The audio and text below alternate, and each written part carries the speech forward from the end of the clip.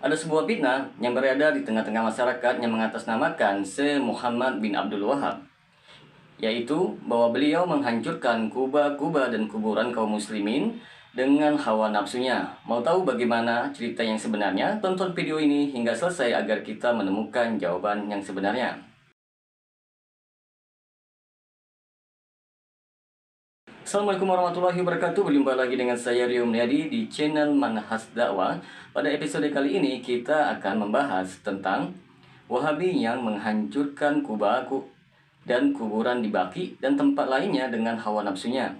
Tak mengherankan bila para pengikut Muhammad bin Abdul Wahab lantas menyerang makam-makam yang mulia. Bahkan pada tahun 1802 mereka menyerang Karbala, Irak, tempat dikebumikan jasad cucu Nabi Muhammad, yaitu Husain bin Ali bin Abi Thalib.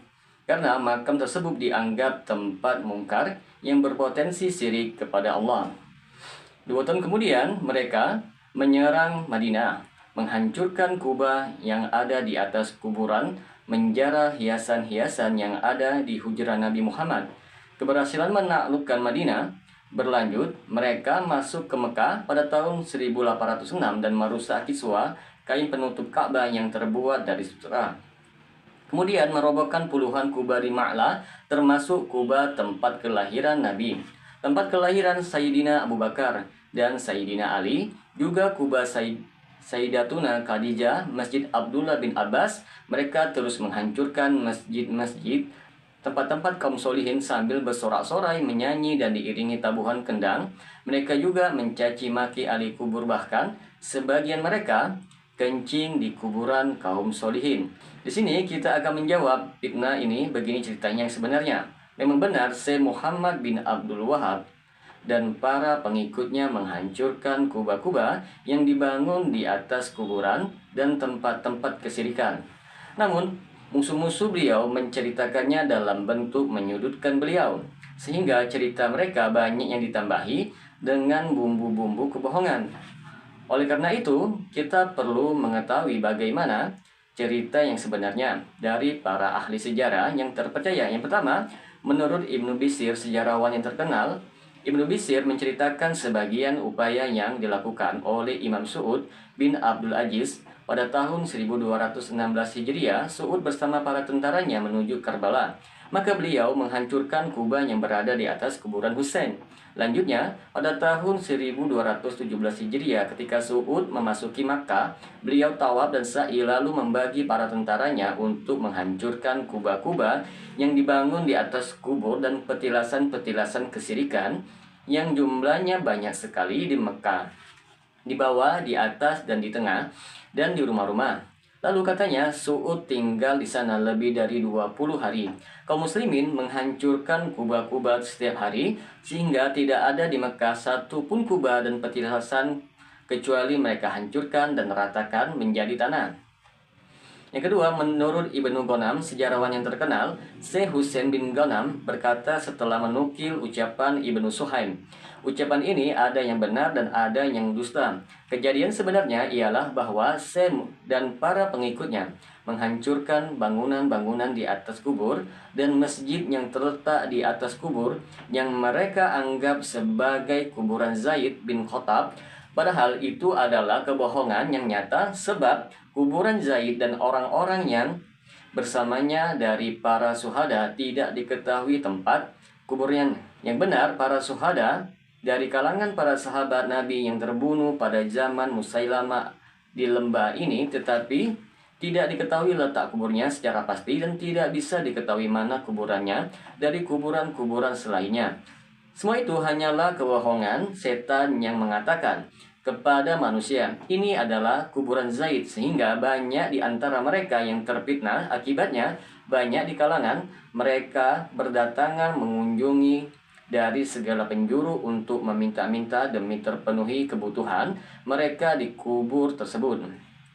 Oleh karena itu, saya menghancurkan bangunan dan masjid yang dibangun di atas kuburan tersebut, sesuai dengan perintah Allah dan Rasul-Nya untuk meratakan kuburan serta larangan keras dari membangun masjid di atas kubur, sebagaimana hal itu diketahui oleh orang yang memiliki ilmu dan pengetahuan sekalipun, hanya sedikit. Di tempat lain, Ibnu Ghanam menegaskan bahwa upaya yang dilakukan oleh Syekh Muhammad bin Abdul Wahab tersebut adalah kebenaran yang sesuai dengan pendapat para ahli ilmu berbagai mazhab. Beliau berkata, sesungguhnya para ulama semenjak dahulu telah mengingkari apa yang terjadi pada umat masa kini berupa pengagungan terhadap kubur, pembangunan kuburan di atasnya, berdoa di sana, serta meminta-minta kepada ahli kubur agar memenuhi kebutuhan dan melapangkan kesusahannya. Semua ini telah dijelaskan oleh para ulama bahwa hal itu menyelisih ajaran Islam.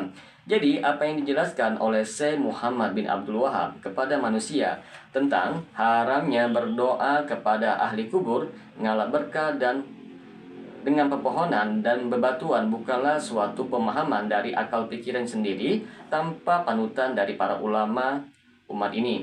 Bahkan semua para ulama dalam berbagai mazhab seia sekata untuk melarangnya dan mengingkari perilaku orang-orang bodoh yang melakukannya. Bahkan mereka pun sepakat untuk mengubahnya bila mampu. Yang ketiga, menurut Syekh Muhammad bin Utsman Asy-Syahwi, Syekh Muhammad bin Utsman Asy-Syahwi menceritakan perjalanan beliau ketika memasuki Mekah bersama para pengikut dakwah Salafiyah pada tahun 1343 Hijriah dan apa yang beliau saksikan di sisi kubur Mekah pada saat itu. Beliau berkata, setelah kita menunaikan umrah, kita langsung menghancurkan kubah-kubah. Kami menjumpai di kubah yang dibangun di atas kuburan Ummul Mukminin Khadijah. Suatu hal yang sangat sulit diceritakan. Salah satunya kami jumpai sebuah kertas tertulis di dalamnya, "Wahai Khadijah, Ummul Mukminin, kami datang menziarahimu, berdiri di depan pintumu, maka janganlah engkau menolak kami dalam keadaan hampa merugi. Berikanlah kami syafaat kepada Muhammad, dari Muhammad kepada Jibril, dari Jibril kepada Allah." Kami juga menjumpai seekor kambing yang diperuntukkan kepada Khadijah. Kami juga menjumpai seorang nenek tua yang jelek. Menurut cerita beberapa rekan, dia adalah pembantu tuan perempuannya yang mengatur alam sejak beberapa tahun silam. Dia tidak pernah puasa dan sholat. Anehnya, sekalipun demikian, orang-orang yang berziarah ke kubur tersebut mengusap-ngusap dengannya untuk ngalap berkah. Di sekitar kubur juga terdapat banyak lilin, pelita, dan alat yang tak terhitung jumlahnya. Demikian pula berbagai aneka minyak wangi yang tidak kita dapati hal yang serupa di Masjidil Haram maupun Hajar Aswad, dan masih banyak hal lainnya.